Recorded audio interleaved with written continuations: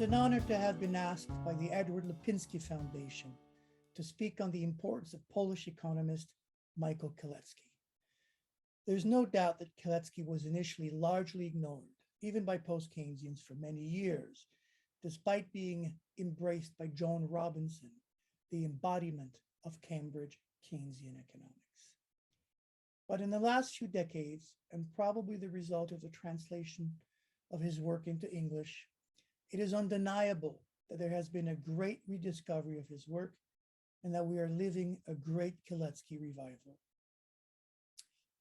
In a small way, I hope I contributed to this revival by publishing in my journal, The Review of Political Economy, a symposium celebrating his work on the 50th anniversary of his passing. The symposium was published in 2020. And this was the result of a very important virtual conference held in September 2020, which was attended by as many as 300 participants, which speaks volume to Kalecki's importance today. To my knowledge, this was the only symposium on Kalecki's legacy in 2020.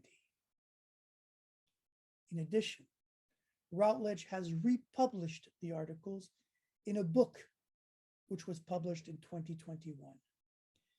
Kalecki's place in post-Keynesian economics is undisputed.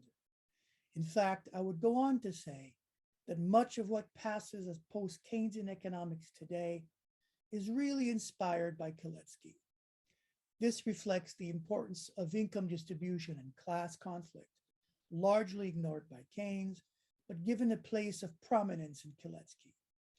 The importance of oligopolistic markets, of power, and much more. All this forces us to reconsider much of what we know or believe to know about economics.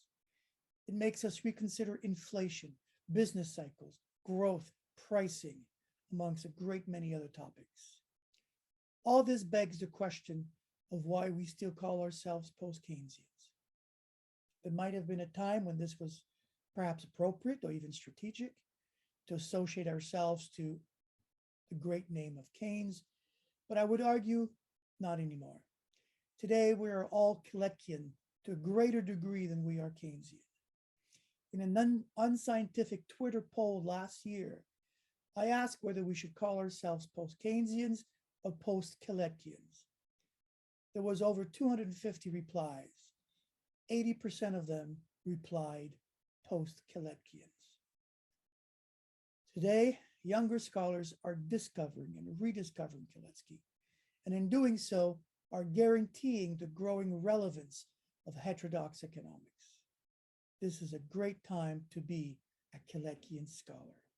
Thank you very much.